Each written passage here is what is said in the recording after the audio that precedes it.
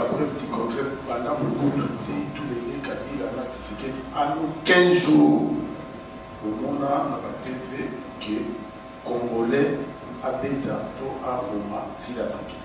From Mobutu until Kabila, we have never seen where Congolese people are fighting South Africa in Congo. Et pourquoi ils ont à chaque fois? Why this xenophobic action are always coming back over again? Ça fait très mal. It's really painful. Et dans mon cas, les Sud-Africains qui travaillent dans le mining. In our country, we have many South Africans who are working in mining. Les Sud-Africains, précisément à Kinshasa. We have a lot of citizens, South African citizens in Kinshasa. On a beaucoup de musique. Tous en a Rwandais, mais basé à Congo, à Kinshasa, tous ils Going far, we have a lot of Rwandese people who are fighting us, actually, but we have a lot of Rwandese citizens in Kinshasa, living in Kinshasa. Ça fait très mal, ils sont bien sur le continent Afrique.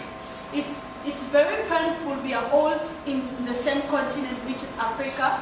Et pourquoi à chaque fois, South Africa, nous des fois, pour les Congolais, les Zimbabwéens, les Namibiens, les Tanzaniens, les Somaliens, les Nigériens, pourquoi il faut changer de comportement? Why all the time South African citizens are always against the other African countries in their home country? Ça fait très mal. Ceux qui les louent, ils sont tous télémis africains. Tout le pays bon, ça va. Tous les Africains sont en beau canal. Et Bango a en Afrique, est-ce Bango Koka, Kosaramita, Nyos Dubo, et qu'on a Bango africain, it's very painful if today all the African countries decided to take all their citizens back to their home country. That South African citizens will be able to cover all the works that foreign nationals are doing in South Africa. Et pour l'instant, nous avons condamné le gouvernement sud-africain et non la population sud-africaine. For me, I am against the government of South Africa, not the citizen of South Africa. Pourquoi nous avons Why am I saying so? Na Congo. In Congo. Ce qui pays moko ils ont dit ça Congo. Ce qui biso la population de télémi pour tout que les faire. Population gouvernement na biso la police a téléma pour stopper biso. In Congo, if a Congolese citizen or against another nationality or another citizen in Congo, the government of Congo would take the responsibility of explaining the Congolese citizen in the Congo, the relationship between us and them. Et pourquoi le gouvernement sud-africain va stopper ma criminalité? Why the government of South Africa are not standing and explaining the situation to their own people? Yes.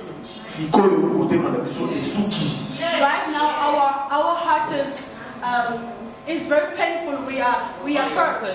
Ce qui va sud-africain va continuer toujours pour Mabiso, pour Bengana Biso, tout ça va, nous avons des Makana, tout et Bisopé, tout ça va, nous avons des équipements et tout Kati, au Dieu de la révélation, entre Biso là-bas. If the situation, the xenophobic attack is still going on, we will take the decision as Ghana government, we're going to take all our citizens going back to Congo and put an end in any partnership between us and South Africa government. Yes. Cette fois-ci, ce qui le gouvernement a besoin de stopper tout. This time around, if the Congolese government will try to stop us, we will refuse. Comme une sentinelle de la République démocratique du Congo, as a sentinel of the Congolese. Yes.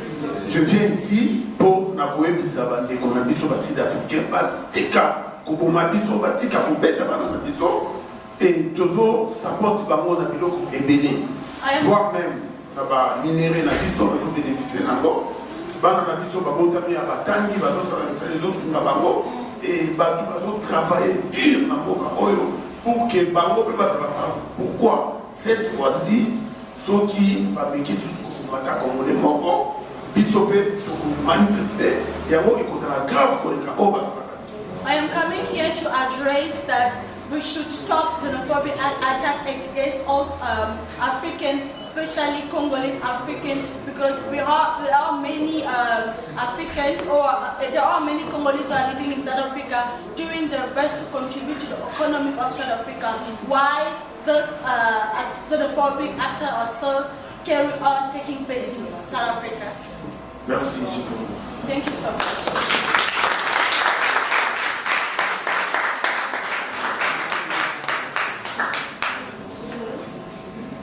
Okay, so in relation to the one thing, in what ways are the diasporic experiences and the African experiences similar?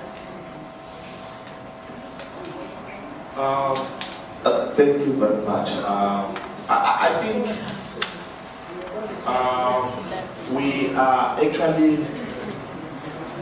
dealing with something that we don't know. Why am I saying that we are actually dealing and addressing something that we don't know? Is because what we are dealing with is a foreign language. It's not something that we preach in our daily basis, in our society, in our communities. What makes us similar is that we are all here trying to protect the human life. Because before everything else, before we can even put nationality and identity in our lives, there is a human life that we need to protect. And globally, across any continent, the country, the sea, the oceans, the rivers, everyone has got a right to life. And I don't think at the current century that we are living in, we should still see a life of someone being threatened by a life of someone because of their nationality status, because of their documentation status, and because of their language. You asked a very good question to my sister Diana about the issue of language. Language was invented by our ancestors and our forefathers and so forth. Of course, that also defines how we communicate with each other. And if you trace some of our roots, all of us, not to say South Africans, but all of us across the globe, if we trace our roots, you end up finding that we actually related one way or the other. It's because of the religious affiliations that we have that actually demarcated our segregations in our society. So when we work in the diaspora forum, and when we work in the region and continentally and globally, we are always striving to say, how best can we make the life of each and everyone better than yesterday? Because if we can get it right in terms of how are we making our lives better for today and tomorrow, forget about yesterday. Diana touched on it when she was speaking about we need to unlearn what has hurt us. Yes, we are coming from a society where almost everyone has been hurt by their circumstances, by their history, by their experience, and by their actions, including the actions of others that have been incited in them. The decisions that the political parties and the political leaders have taken on behalf of us has actually invented the hate that we currently hate amongst each other. But the better placed position is, what are we doing to actually unlearn? I learned a new term, Diana, today. What are we doing to unlearn? Actually leave the past behind and say, okay, here is someone. Before that someone, there is a person. And when there is a person, how do I then best make sure that I understand the person next to me and make the person next to me understand my situation much better? Yes, we do understand that in each and every country within the continent or within the globe, there are scarce resources that people are fighting for. There are limited opportunities that people are fighting for. But resources and opportunities, they don't determine your actions. When I talk about action, I'm talking about the unlawful action, the human rights violation action. They don't incite you or project you or subject you to take unlawful conduct against other individuals. What they say to you is that, who are the people that we need to direct our frustration to? And the answer is, it's our politicians. Because when we voted our politicians into power, we were saying, go and represent our frustrations. Go and represent our needs. Go and represent our objective as a society. And when they assume power within the political regime, they forget about the message that we have sent them to do. Remember, we voted them based on their manifesto. We put them in power in terms of the promises that they have actually promised us to lend to. But when they get in power, the division grows, the inequality grows. Now we have got a notion of saying them and I, or them and us, you and me, instead of using we and us in most of the conversation. But recently, most of our political leaders, they see us as a threat to their political gains. That's why you see in our regional and continental structures at the AU level, you can hardly see migration being discussed. You can hardly hear human rights protection and advancement getting discussed. But you mostly hear trade. You mostly hear economical aspects being occupying 80% of the agenda. And remember, these political leaders, they do forget that behind trade and behind economic discussions, there is a human being. Because they were not going to be having such benefit to the economical gains if human being and human power and migration laborers were not involved in those aspects. So we should be looking at how do we then include the agenda of human rights protection and social cohesion, including human development, into the agenda of the SADC Secretariat, into the agenda of the AU. And here our political leaders coming forth not to attack each other. I have never heard the government of Ghana speak up on behalf of their people up until the recent xenophobic attacks. I have never heard any other African state speaking about the good and the bad, about migration, up until the recent xenophobic attacks. So we should be talking to our leaders to say, let them not be reactive. They should be proactive in terms of what is the agenda that can build a very cohesive African continent before anything happens. So those are some of the things that we as the civil society organization and the diasporas are doing to say, let's bring every piece of our society, every piece of our structure, every piece of our infrastructure, and every piece of our knowledge together into one pot and say, in this pot, what are we taking out to build a very united democratic of Africa if there will be such state in our near future, instead of hating each other for something that is beyond our control.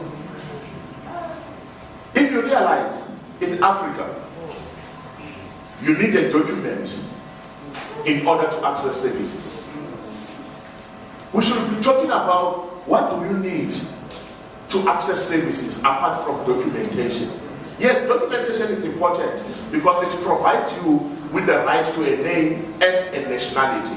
And for you to identify yourself in terms of, I'm Peter, I'm John, I'm Furu, I'm Diana, I'm Leuchang, I'm Isaiah, and so forth. But the document should not separate and divide us. So that's what we are having in common as diasporas and as different countries to say, what is it that we need to be taking and what is it that we need to be implementing? And we should be enjoying. We should be enjoying the result of our liberations. We should not be fighting for the result of our liberations. At this point, we should have been talking about, I'm enjoying the result of our liberation as African states. But at the moment, we are still striving to say, what are the benefits of our liberations? And we are still struggling to position ourselves.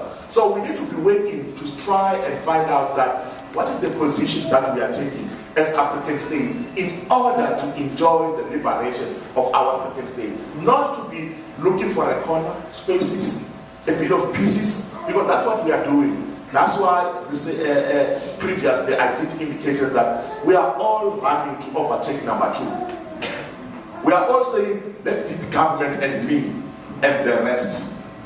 Instead of saying, let it be government and us. So this is the gap that we need to be fighting. To say, let not be there is a government and me. We should be now working towards of saying there is a government which is us and us. So those are the two principles that I think I should emphasize for us to actually say we will be moving in the right direction.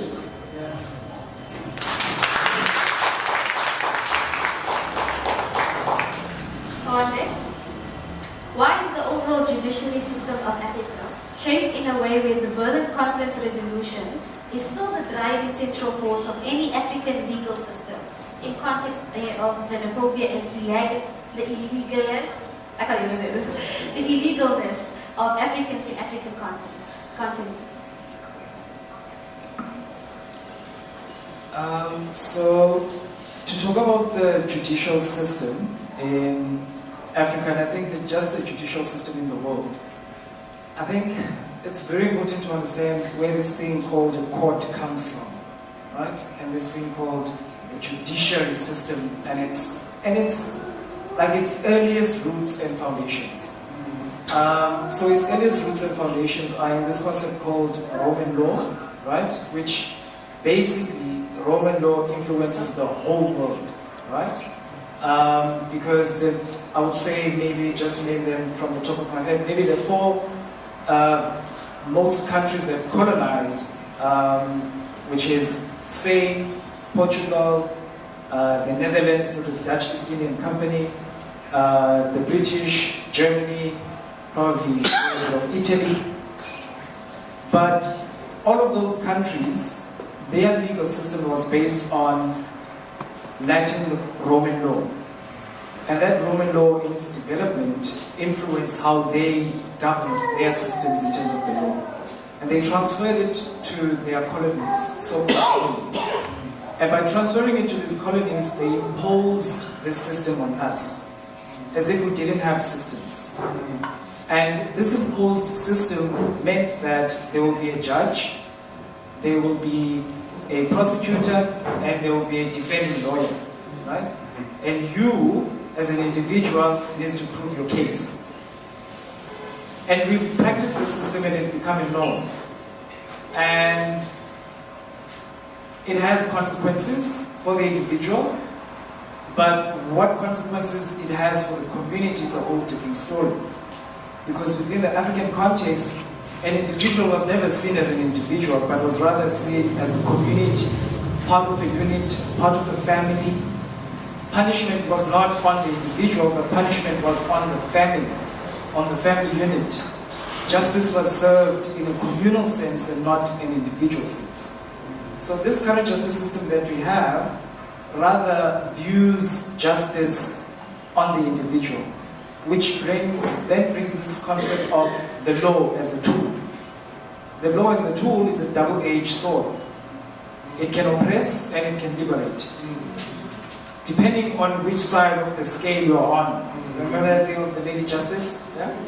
So depending on which side of the scale, it can liberate you, if you can use it properly, and also it can very much oppress you, if you don't understand its very complicated mechanism and tricks.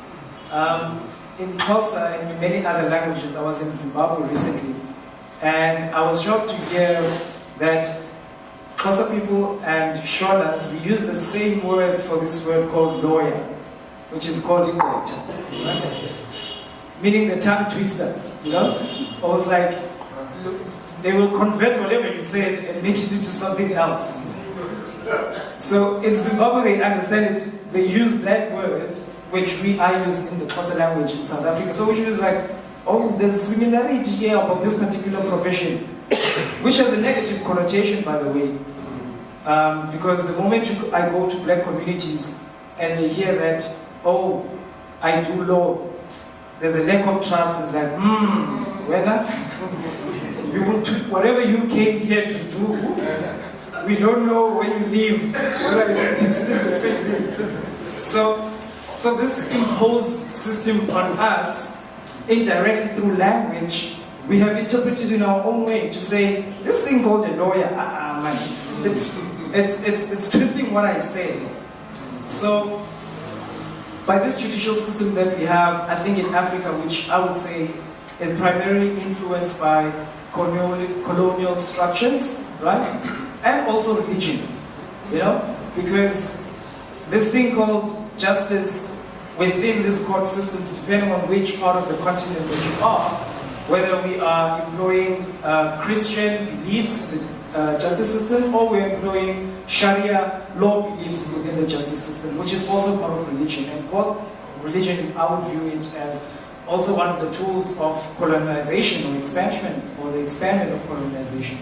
So when it comes to then xenophobia and the legal system, the first part is my work on a daily basis is to try and liberate South Africans' mentalities around this thing called law.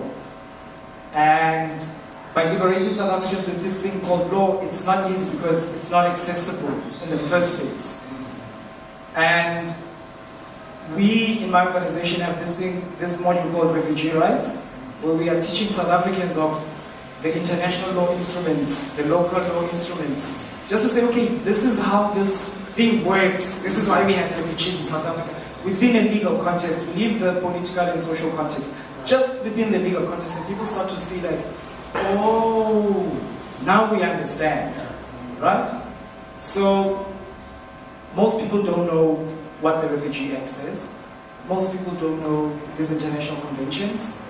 And most South Africans don't even understand their own legal system that is affecting us on a day-to-day basis. So I think the lack of understanding of legal instruments also, to a certain extent, fuels these xenophobic utterances, where we can't even interpret our own constitution, where people want to say the constitution says all who live in South Africa, but only those we determine as who are living in South Africa, which is the Xhosa, Zulu, or Khaled or whatever.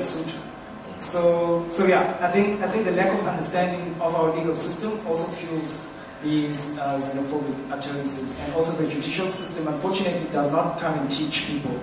If you're a refugee and you're about to be deported, you don't even understand what is happening. You know, you don't even know what's happening. So yeah, that's my 2 cents. Thank you so much.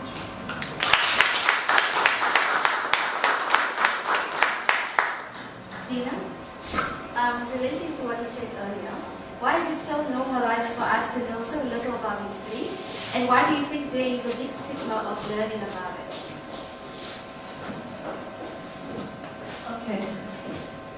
You know, what I can say is that I employ all of us. Again, we are in Cape Town right now. I employ all of us right now to educate ourselves a little bit. Just get off social media for a while and go and visit French Museum. It's here in the Western Cape. Go and visit. There is another museum here in Cape Town where they talk much about District 6. And then there is also another museum that I visited somewhere. It's called Broski. It's a museum slash the previous slavery dungeon slash it is hectic. So it boils down to what he said, to say there is a link, there is a triangle between these whole things, between the law, which encompasses around colonization, the law, religion, and also slavery. Those three, they are interlinked. Let's go and learn about it. So I can see that we are running out of time. We are being told that we don't have enough time. Basically, what I'm saying is that I just want to capitalize on the little time that I have to answer my brother because I'm from government. My brother, I think let's agree that what is happening within South Africa is frustrating all of us. But let's try to learn not to be emotional when dealing with issues and be reactive. Isaiah, next year I'm not coming here again if you let all these people live without a tangible unionization or organization in terms of then after talking then what? You get my point. If next day you call me again here and say, Diana, come here, and there's nothing tangible in terms of unionizing us as Africans, I'm not coming again. Because talking is cheap.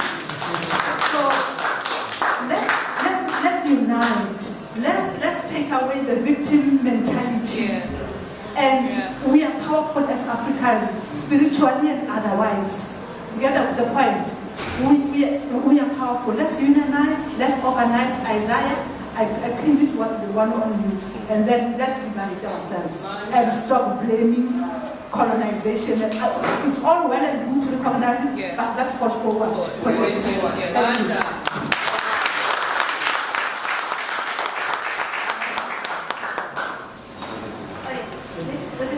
Our last question. Again. Yes. Okay, so what is the role of ethnic differences?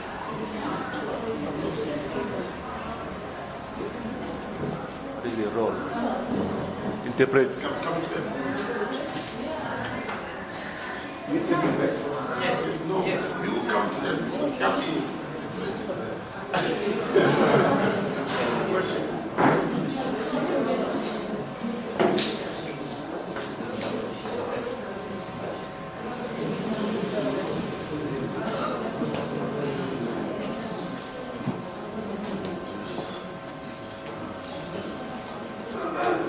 I believe that's the end of our panel discussion. Yes, So I really hope through this event we really will become one as a nation, as a continent, and also globally. Now, I think I've said it right. I'd like to call up Leonela, who's from Africa Unite, who's just going to share a few words with us. And then after that, we will have Sarah who will do the closing for this event. And then we will have lunch. Yeah. Sorry. Sorry? One or two questions. One or two questions. Oh, apologies. Yes.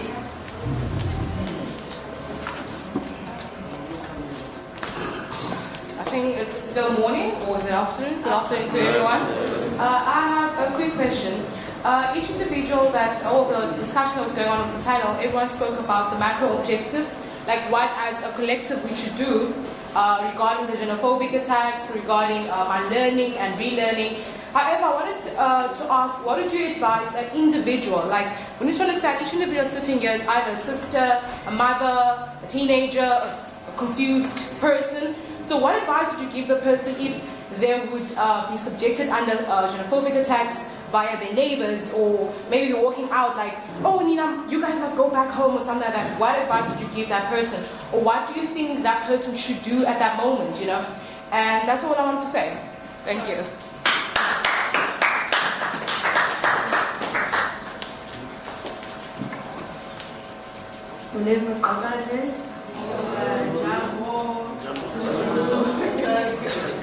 I'm from the voice of Azania. I've got a little bit of a flu, so my voice is a little bit sketchy. I would like to address the speaker about to apology for what the name in your native language, which is the African language, is Swahili. Nataka kuomba msamaha. Kitu za mingi sana zinafanyikana hapa South Africa kwa wandugu wetu, lakini sisi sote siko nafanya matatizo. Wazungu wamefika hapa, wamezipatia akili ya division. Sasa hivi mimi niko sasa natoka Eastern Cape, nimezaliwa hapa kwa nchi, and I'm going to translate that.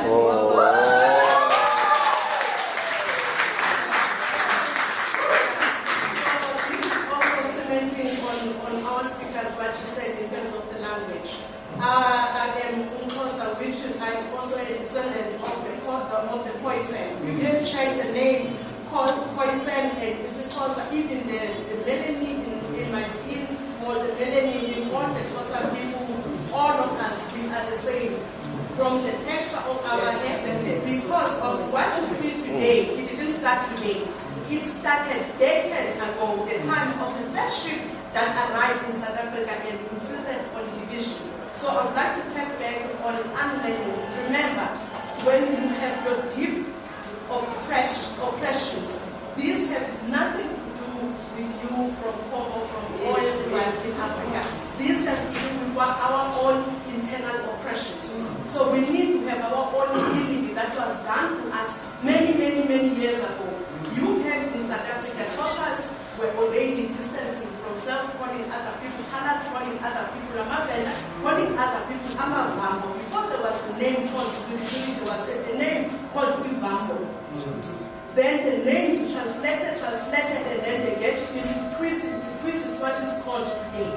So in order for us to heal, let's go back and understand, starting from the neighbor, starting from anyone that is fighting with you, understand the fight is not about the person that is provoking you, but it's about the person's own internal oppressions.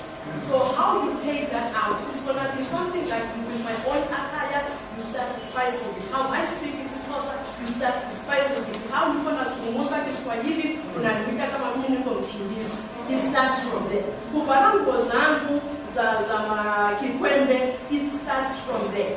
Yeah. In order for us to be consciously African, we have to understand that we all have been wounded by our supreme. Currently, everything that is happening, they are all quiet because they have mastered the division. Who's going to benefit in all of this is us. Because Africans came, the way our neighbors, they came, they taught us that we can do it without being slaved. We can do it without being on the system. When you are a scholar, you think that you can only succeed by entering into the corporate space and just be yes, boss. But they have taught us another skill that you can make it. This is not about the potatoes on the street. We've got our minerals that we lost. We've got our scholars that are sitting into the academic space. Yet we are not challenging the policies that have governed our resources. Yet we are not fighting about that. We fight about our jobs that are taken, but we are not fighting about the commercial properties that are owned by them here on the street. Before you reach anyone that is selling potatoes, how about you occupy the space that is owned here? Talking of economy, let's go deeper. Let's not play the game because this is not about my brother who's taking my job. I don't want the job to stay on the road. I have posh land. How about So I want to say again, going back to mgeni wetu, kulia sana, hapana kusilika. This is a weapon for us. Remember, when I talk about Congo, our war is in Congo. Where is the war? Is in Congo. So you ran away, you left, not you say, but you left all the minerals. The conversation should be, how are we changing the policies to get back the minerals? It's not the policy of South Africa is xenophobia. Remember, this is not about xenophobia, it's the crime of what was installed upon us, which was the hatred.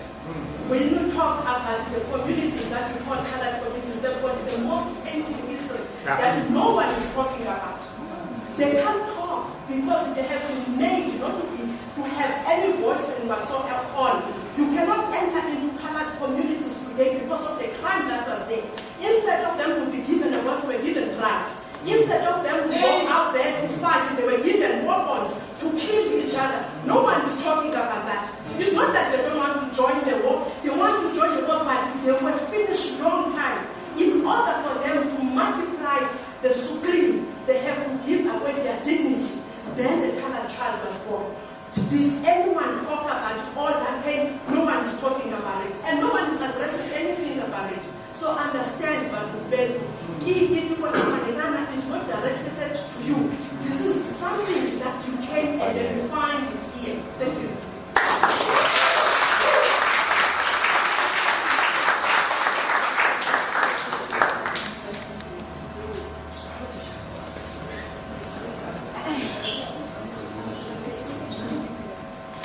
Can we respond to this question?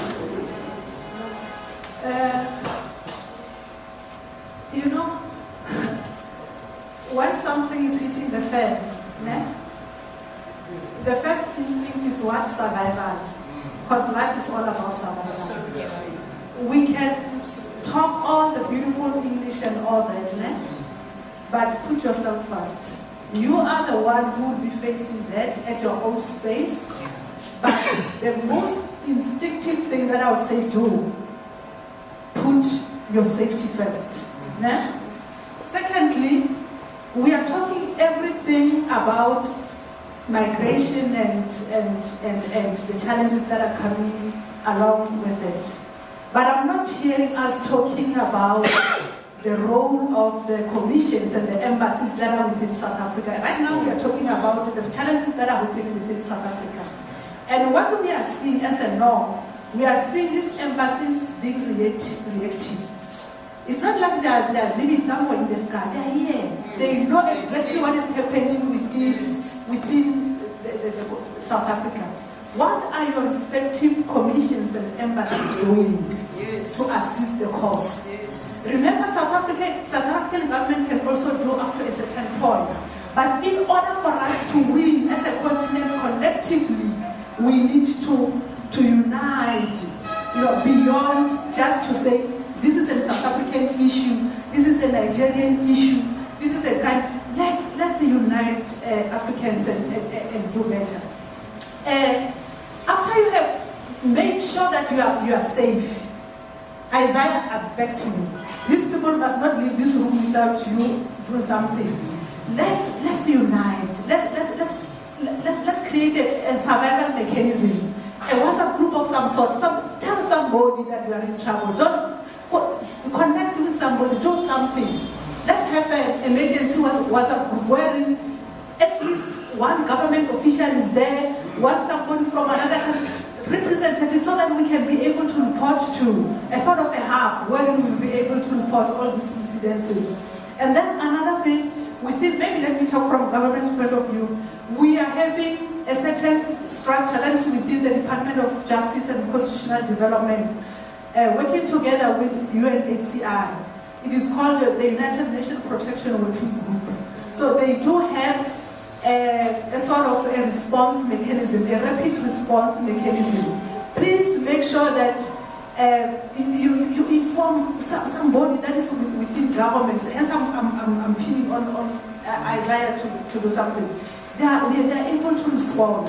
And then, that is basically a report. I know you have lost hope in our police, but still report.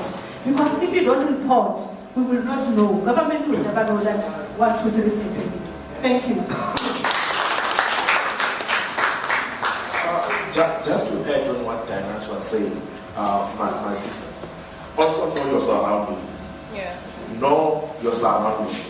And the other thing that I want to close on from my side is that I want to encourage the civil society leaders from the South African side, from the migrant side, to actually distance themselves from misinformation, because that is also encouraging and inciting and fueling the negativity on the ground level. Yeah. And at that point, we also introducing fear, and we are triggering panic button unnecessarily. Yeah. Let's verify the information that we receive as the leaders in our society.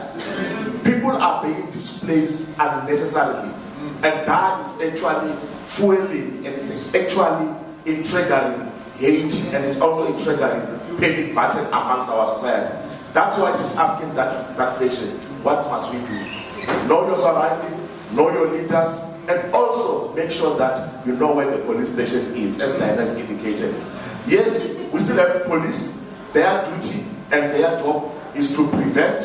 If it happens, they arrest. So let's also build the trust around them.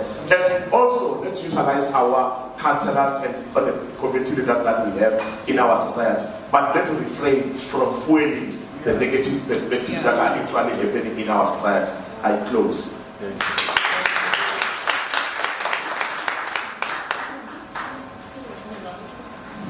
Sure. I love this seat. Okay, comrades. So I'm just going to invite Yonela, who's from Africa Unite, who will share a short speech. Oh, yes, thank you so much.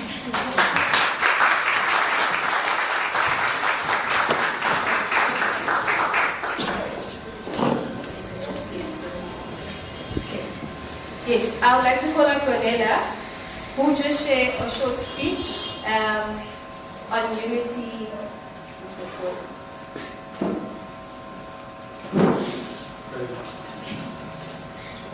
Yonela, everyone. Let me take this opportunity and humbly greet you today. It's a wonderful day. We're meeting on the Africa Month, which is a very significant month for us. We just hosted an event last week, which is called Advancing African Unity for Peaceful and Prosperous Communities. I can see your hands, colleagues. Don't worry about it. Try to do what you can. Now, when we talk about African unity for us as African Unite, we're not talking about something that one says to make a room feel excited about being together. It's something that we do on a daily basis, intentionally doing the things that will allow us to unite. Now, if I had a lot of time, I will talk about three things. One, which I'll summarize. One, why must we unite? Two, how must we unite? Three, who must unite us? Let me start at the end. Who must unite us? You are at the head, are the one who is responsible for unity at every center, at every level. I will tell you this to make a very short example. Not so long ago, the students here in Cape Town protested against government, who had not even thought about free education. Now they inserted that thought in government. And who had not even thought of zeroing in debt for students. And that was successfully done. So I'm saying that it is the power of communities that are united that will bring about unity, right? So it's quite important. Now, back to my first point. Why must we unite? One, we unite because unity is a defense against imperialism, capitalism, and foreign domination, which has brought us where we are today. We must unite to defend ourselves against that. And that is also to defend our sovereignty. Two, we must unite because unity is the only alternative that will be able to drive an Africa that is developmental, Africa that is able to use its resources for its own people, an Africa that is not only just a big continent, but also able to drive or to assist in driving the international and global discourse. But how must we unite? Now, we are here in this room right now. We are not at the point where we think unity should be. So there should be things that we should think about that we can do to make sure that unity, at least for our generation, takes a step forward, advances closer to where it needs to be. Among those things, one of them is that Africans must be actually intentionally curious about learning African languages. It's quite important. You might not see the name, but you will understand it. It's better to have a relationship with someone who will hear what they're saying than someone who you can't even listen to. So I'm saying the reason why you have certain stereotypes and prejudices about others is because you can't hear what they're saying. What you don't know has a tendency to be threatening. I was at a mosque last week. It was my first time. So I'm saying part of your task must to be intentionally eradicate stereotypes and prejudices by testing and verifying them. Helping to know the language is one of them. Two, we must do what is called works of unity. Now, South Africa has a problem that relates to South Africans. Part of it is unemployment and issues with economic difficulties. Now, the migrant community, when they came to South Africa, it seems to me, at least from the basic point of view, that they have a way around this thing of the economic situation. Finally, they are running shops, they are running, we'll call it outdoor hardwares and stuff like that. Why not use that capacity as a migrant to take an intentional step towards the local and say, how do I enter into that space and work with the local intentionally so that between me and him first, prejudice and stereotype is eradicated. That between our communities, second, people can say, no migrant, I cannot say migrant is stealing because the migrants are actually taking action to work together with the local host communities that are working. Three, we must always meet together like this. I think one of the comments said we're already doing it. So meeting together is important because part of the reasons for animosity between one and another, it is this thing of not knowing each other. We don't know each other, so we can't relate. When we meet, we find problems. For instance, if I meet, I'm still fascinated about being in a mosque. So when you meet a Muslim individual and they happen to be female and they happen not to touch you, you'll feel offended maybe if you don't know, you don't have information. The guy, look at them, they don't touch me. You see, I went there with the heart and she pushed me away. And not think about the fact that they are religious and other issues that might be creating a gap between the two of you. So meeting together opens the opportunity for us to learn about one another so that we may be able to. Someone spoke about travel. It's the best thing we could do. We should be starting all types of travel. Travel to Zimbabwe for whatever, travel to Zambia, travel to wherever. As Africans, as South Africans, and whoever else that is able, we must make sure that we travel across the continent to ensure that we get to know each other, we get to know the continent, we get to know everything that there is to know about the Africans, so that it's easier to relate. Because if we can relate to one another, it means we can take a step that will be able to help us. So I'm saying this. As an African in South Africa, make this your primary goal. Don't sit in circles that are enclosed and not inclusive. You yourself, make sure that your friends are open and not enclosed. They're inclusive. You can have, in South Africa it's very nice, you can have a Malawian friend, a Zimbabwean friend, a Congolese friend, all types of friends. You can put them in one room. When you're walking down the street, they see African unity on you. There was a time when they would ask me in Cape Town CBD, are you South African? And I said, yes. Are you sure? Can you show us your ID? And these are migrants selling in the shops.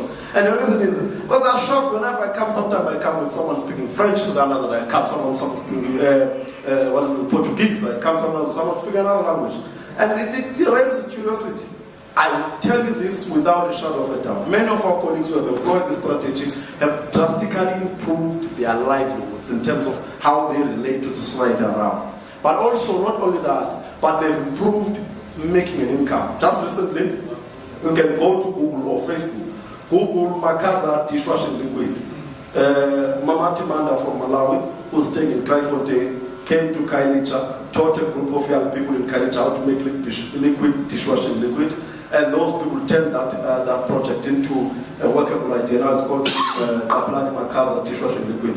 And now that project is a project of migrants and local. And they are working together to ensure that they popularize it. I see that the communities even in Peru, which are most largely migrant, they are calling for that dishwashing liquid. They say, come, let's sell it. We want to be able to tell people about this dishwashing liquid. A tool to unite the African community. Thank you.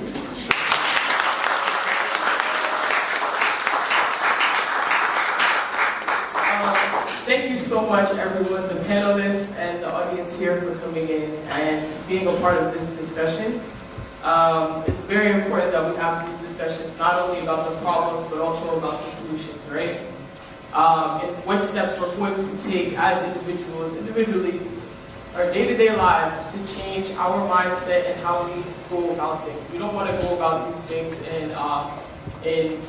in a way of like hatred and things like that. We need to rise above the xenophobia and everything. We need to come together as Africans, all together, rise above our individual countries' issues to see, hey, we have an overarching issue that's affecting all of us, and what are we going to do about it, right?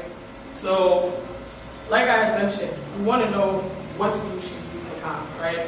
So our plan is, this is the first place that we wanted to commence this event in South Africa, but we plan to take it global. But we also need your help, right? So we have this forum here.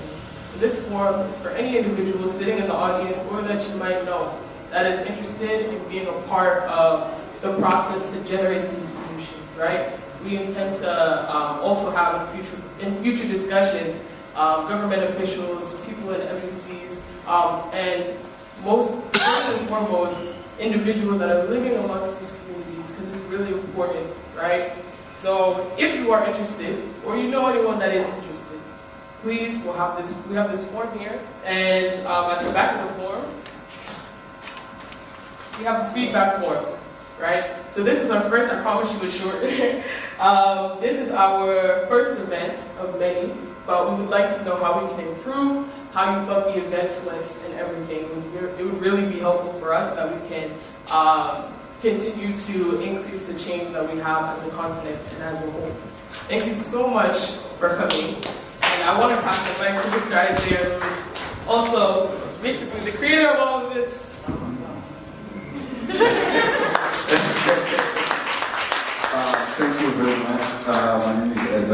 long. I have just to thank the team who were behind all this work. The conception started and the approach with Sarah, Patricia, and we started thinking, how can we introduce a new age of social cohesion in Africa? So that's the conception, and we are hoping this project have to go to the next level, and we need that to travel around the world. So this is the first one we plan in South Africa. We are wishing Sarah going back to the United States on the 4th of June. So he's going to mobilize people in America so that we wish that the next one can be maybe New York, so that we can push the conversation, making sure the crisis of a young black who are there in America to try to understand also the Africa, to become also a force to make sure they play a role of the cohesion we need in Africa as well. We need them also, we need ourselves, we need to move it in different places, different countries, and if we wish to move it in Ghana, to the country of, the original country of Sarah, and we need to move it to these places. So that's why we need you. If you need to be part of this, it's just the first one, it's a journey, we need to do it even after our death. So it means after my death, this project of new age for African cohesion should continue. We need your presence, we need you to support. So the team did something amazing, and then Tabitha was the one running around trying to put pressure on everybody, because the operator manager of the Congolese Society, she really did amazing to put all this together and making sure the food, the camera, this we even left yesterday just to make sure everything is in order. So supported with Diana, who's the stakeholder and the strategy manager of the Congolese Society. We have Patricia, who's the program manager of the Congolese Society. We have Shelly, who's in charge of the media of the Congolese Society, who's doing all the design of the linking and making sure people also follow online, and everybody, people also follow this event online, which we really appreciate the teamwork and everybody. And also we thank the Africa Unite, who are our partner to be part of this. We thank also Somalian Association, who are our partner, who work closely, and who are always there to support in terms of collaboration to work together. And also we thank Tisimani for Sibiwe, who come here really from far away to make sure to bring us a good understanding of how can we see our best visual Africa. And we have also COMSA and Tifulo, we are also member of COMSA. They are based in Johannesburg. They come all the way from Johannesburg to try to bring this knowledge. So he came with my lady, and who are really bringing something amazing. We have also Scalabini was here, and a representative of Scalabini. We have Lorenzo, who come from an organization in, yeah, he's coming with all capacity. And we have also Diana, who's in the National Department of Social Development from the government. He left all the way from Pretoria to come to attend this event.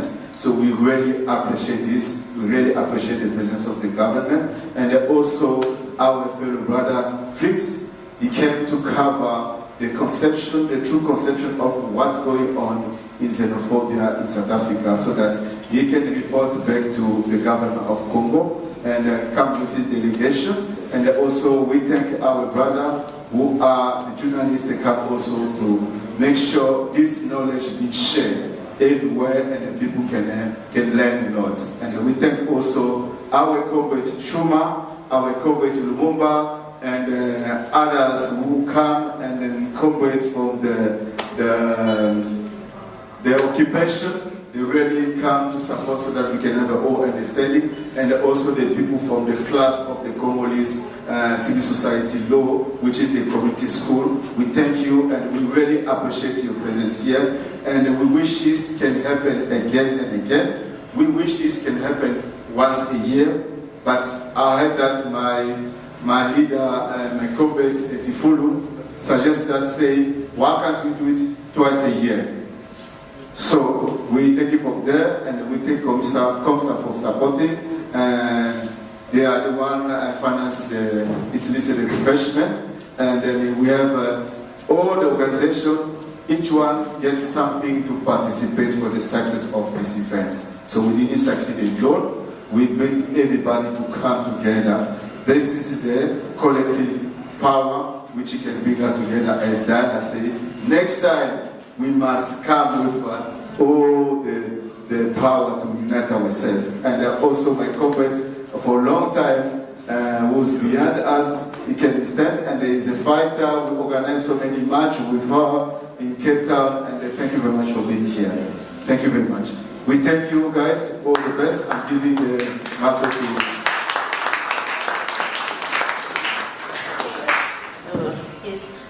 Once again, everyone, thank you so much. I just want to say that to be more involved with what civil society has, please follow us on our platforms. We are on Facebook, Instagram, LinkedIn, everywhere. There you will be able to see what upcoming events we have, and you'll be able to also see that with every event, we do try our very best to engage everyone. We try to engage everyone. When it comes to if you can perform, you can do whatever, we really try to involve the community. We're not just trying to tick boxes, but we really want to become a unified nation through the events that we have. So please try your very best to follow us on our platforms. You receive our newsletters and so forth. So yes, last comment is, please let's go enjoy the lunch that we provided. It's not much, but it will fill the stomach. Thank you once again.